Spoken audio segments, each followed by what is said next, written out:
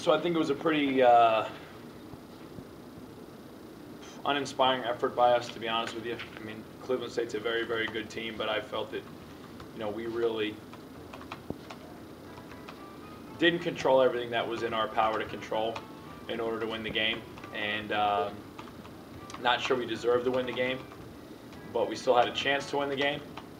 And, I feel like we've maybe let a really good opportunity for this program and this team slip away. Obviously, you knew that their pressure was going to be a factor. That's what they do. This is probably the fourth game in a row, though, where at times you guys have had problems with press, especially on inbounds. Is there an explanation for that, or is it just, especially tonight, they're just so good at it that it flustered you guys?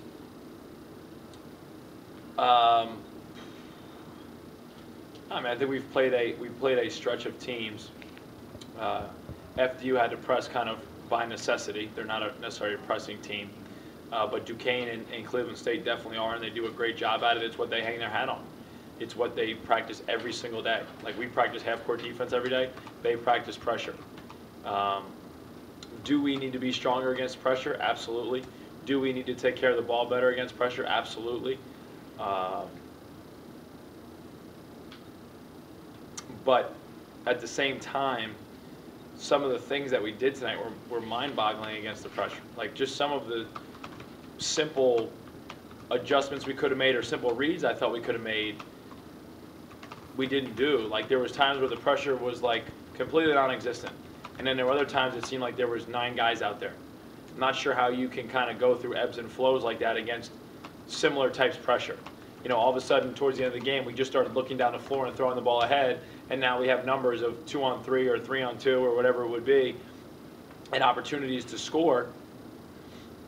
Wish we would have started to do that a little sooner, maybe. Did you feel that you guys were going to make a run, or were you starting to wonder, okay, when are we going to do this? I was hoping we were going to make a run. I really was a little bit disappointed in the beginning of the game. I thought we didn't take advantage of a lot of opportunities we had to score, make free throws early, miss layups early. Cleveland State doesn't give you any points. And so when you get the opportunity to step up and get some points from them, you better be ready and willing to accept those opportunities and take advantage of those opportunities. And it was like a 10-6 game, 10-7 game, and I'm thinking, man, we should be up 15-6 right now. And then I think what happened was in the second half we started to turn it over. That's when they're at their best. We played into their strength by turning it over. They made a couple threes. They got on a run. That's what they do. We hung our heads a little bit, which I was disappointed to see. And then all of a sudden it was like we turned it around and started to attack. Kind of how the game played out last year up there. We were down big, and then all of a sudden we just started to attack, and good things happened, and we're like, wow, this would have been a great idea maybe to start at the tip. You probably don't want to use this, but coming only 2 nights after the Duquesne game, was that any kind of factor? You know what? I think I think more mentally than physically, maybe, because it's funny because we go up and down sometimes in terms of our coachability and our sideline conversations, and you can tell early on when they're really locked in, and you can tell early on when they're kind of floating a little bit. And I thought tonight we floated a little bit early on. Just our details weren't great. Our attention to, getting open, the sharpness of some of our cuts, some of our communication on switches in the first half wasn't very good. Some of our ability to keep the ball sideline baseline wasn't very good. And so, against a good team, they take advantage of those things.